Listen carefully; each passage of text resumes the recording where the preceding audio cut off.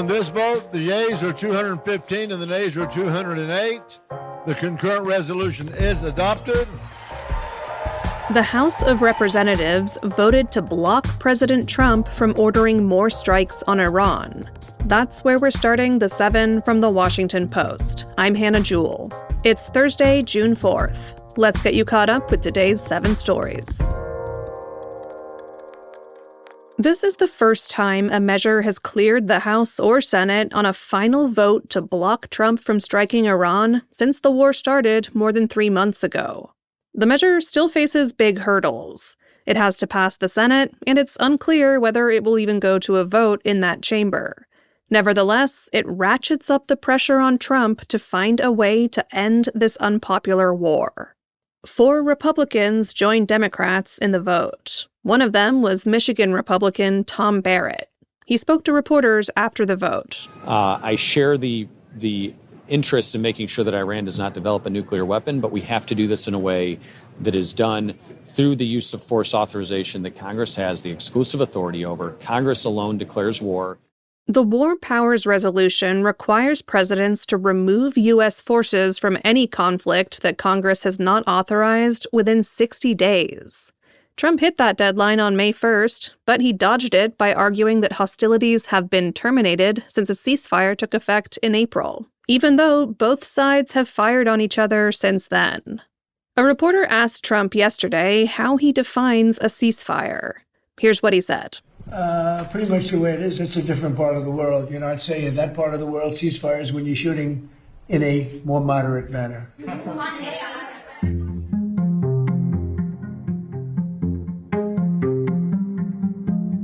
President Trump said he plans to formally nominate Todd Blanche to serve as Attorney General. That's number 2. Blanche has held the Attorney General job on a temporary basis since Trump fired Pam Bondi earlier this year. Now, Trump wants Blanche to serve a full term as the nation's top law enforcement officer.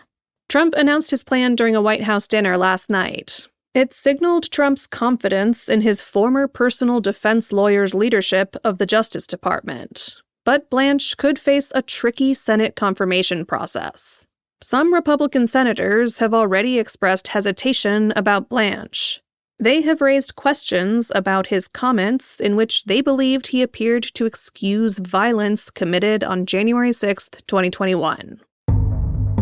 Speaking of January 6th, here's number 3. Video shows the Pentagon's counterterrorism hire entering the Capitol during the 2021 riots. Elias Irizarry recently got a job in the Pentagon's Special Operations and Low-Intensity Conflict Office. That team's operations include embassy security, personnel recovery, and hostage rescue. In 2021, he was filmed entering the U.S. Capitol during the January 6th riots. Video shows him moving through restricted grounds, climbing through a broken window, and holding a metal pole. Post-analysis confirmed Irizarry's presence in 5 videos.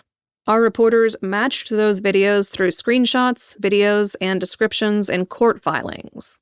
In 2023, when he was sentenced for his part in the riots, Irizarry said he was ashamed and that the incident represented something truly horrible.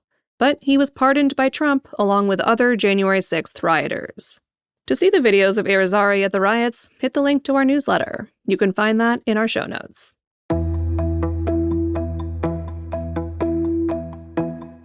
Number 4. Votes are still being counted in the California governor primary race. A result still hasn't been called in the race to succeed Governor Gavin Newsom, but we do have a clearer picture of who will compete in November. California has a jungle primary. That means candidates from all parties are in the same race, with the top 2 advancing to the general election. As of yesterday evening, Republican Steve Hilton, a former Fox News host, was in the lead. But he will face an uphill battle in a state that hasn't had a Republican governor since Arnold Schwarzenegger left office in 2011. Former Health Secretary Javier Becerra was the biggest vote-getter among the Democratic candidates. Fellow Democrat and billionaire Tom Steyer was trailing in third. The state could take days or even weeks to finish its count. If Becerra advances to become the Democratic candidate in November, it will mark a rise that would surprise many. Even his own allies have called him boring. But his early lead among Democrats shows that voters often pick practical candidates over outspoken ones when they view the stakes as high.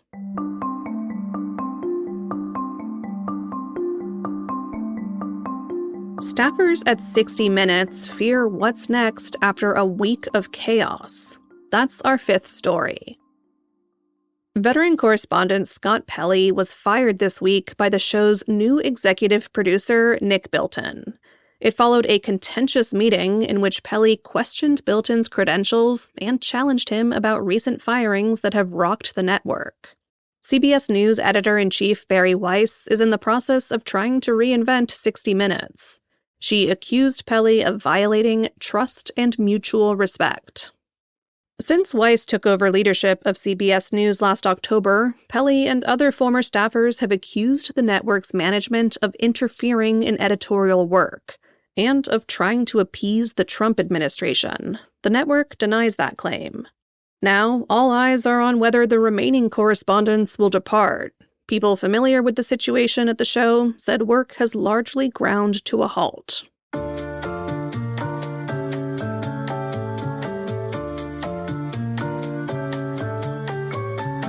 Number 6. The eastern U.S. is about to heat up. It's been a relatively cool start to June, but that's about to change. A bubble of locally record-breaking heat is expanding from New England to the Mid-Atlantic into the weekend. Today, high temperatures will reach well into the 80s to near 90 across the Northeast before surging into the 90s on Friday and Saturday, especially in the stretch from D.C. to New York. After that, an even more impressive surge of potentially record-breaking heat could spread from the plains to the East Coast. This follows the second warmest May on record for the planet as a whole. Climate scientists are putting the odds for a record warm year at 27%. And a burgeoning super El Niño climate system will probably contribute to a new temperature record for the planet in 2027.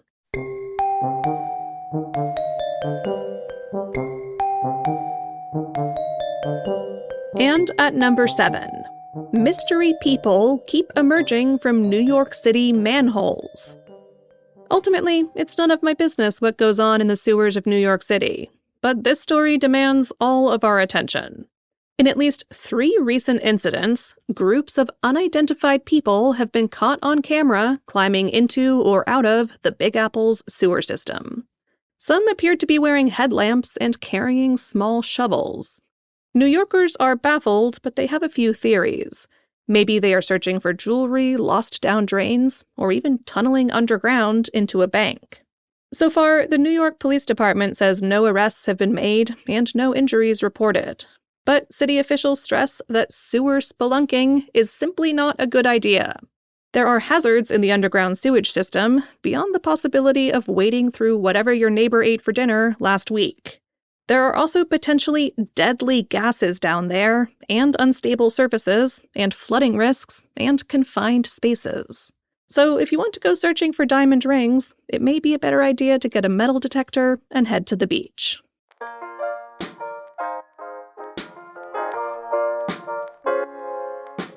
All right, you're all caught up.